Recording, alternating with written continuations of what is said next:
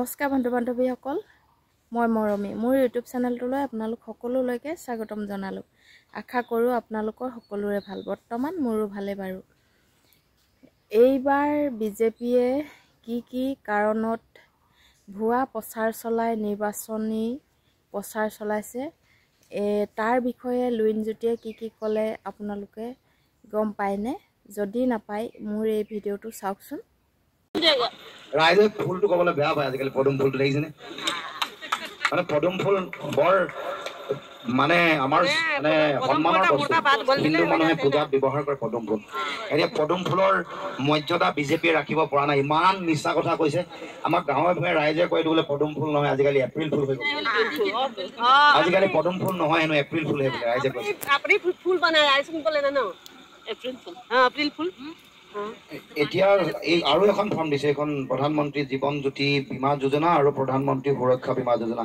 এইখন ৰাইজক ফৰ্ম বুলি কয়, কিন্তু এখন যদি আমি কেছ কৰোঁ, এখন কেছত তেওঁলোক মানে বাচি যাব, কাৰণ সিহঁতে এখন জৰীপ চৰীপ বুলি কৈছে, কিন্তু ৰাইজক এখন ফৰ্ম বুলিয়ে বুজাই আছে। গতিকে ৰাইজ এইবাৰ তেওঁলোকে 2 নম্বৰী কৰি ৰাইজৰ পৰা ভোট ল'বলৈ আহিছে। 3খন ফৰ্ম দিছে।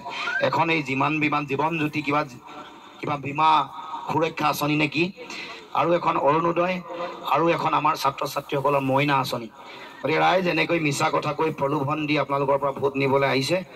আপোনালোকে কিন্তু এইবাৰ বিজেপিক উচিত উত্তৰ দিব লাগিব। যোৱাবাৰ বন্ধন গোটৰ ঋণ ৰেহাই দিম বুলি কৈ যিটো ঠগিলে, ৰাম ঠগন দিলে, এইবাৰো এই এনেকুৱা মিছা কথা কৈ ভোট ল'বলৈ আহিছে। গতিকে ইয়াৰ উত্তৰ যাতে সকলোৱে দিয়ে, তাকে মই আহ্বান জনাইছোঁ। সকলোৰে পৰা আশীৰ্বাদ বিচাৰিছোঁ। অহা 19 তাৰিখে যাতে সকলোৱে দলে বলে আহি ভোটদান কৰে। এইবাৰ ভোট বিজেপিৰ বিৰুদ্ধে, এইবাৰ ভোট আপোনালোকক বিভিন্ন সা সামগ্ৰীৰ দাম বঢ়াই দিছে, গেছৰ চিলিণ্ডাৰৰ দাম বাঢ়িলে। নিশ্চয় শুনিলে, নিৰ্বাচনৰ মাজত মাত্ৰ 2-3টা দিন বাকী আছে।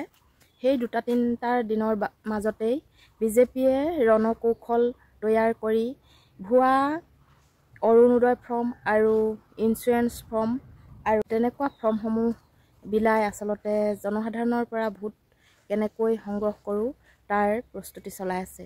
তাৰ বিষয়ে লুইনজ্যোতিয়ে কৈছে যে এই পদুম ফুল পা মাজত থকা এই ফৰ্মখন যে সম্পূৰ্ণ ভুৱা, সেইটো তেওঁ সম্পূৰ্ণকৈ উদঙাই দিলে।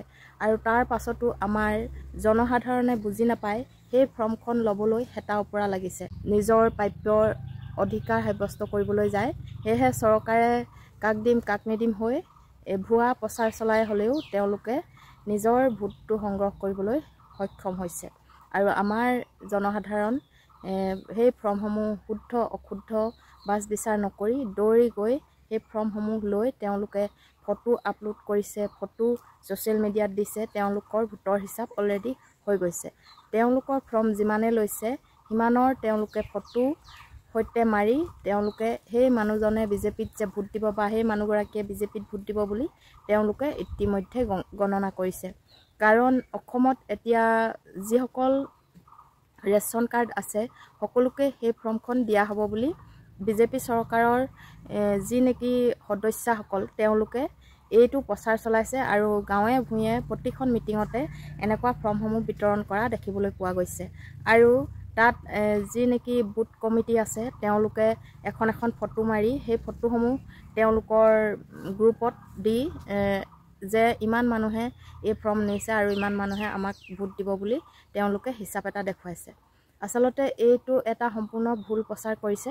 আৰু জনসাধাৰণক ইমান ঠগিবলৈ তেওঁলোকৰ কোনো অধিকাৰ নাই। কাৰণ দিবলগীয়া হ'লে সম্পূৰ্ণ শুদ্ধ তথ্য দি এখন শুদ্ধ ফৰ্ম দি তেওঁলোকে জনসাধাৰণক প্ৰত্যেকৰ ঘৰতে দি যোৱাটো উচিত বুলি মই ভাবোঁ। সেয়েহে মই এই লুইনজ্যোতি ভিডিঅ'টো পাই আপোনালোকৰ আগত মোৰো নিজৰ বক্তব্য দুটামান আগবঢ়ালোঁ। যদি ভাল লাগে লাইক, কমেণ্ট আৰু শ্বেয়াৰ কৰিবলৈ নাপাহৰিব। আজিলৈ আহোঁ তেন্তে আকৌ অন্য এটা ভিডিঅ'ৰ সৈতে আপোনালোকক লগ পাম। ধন্যবাদ।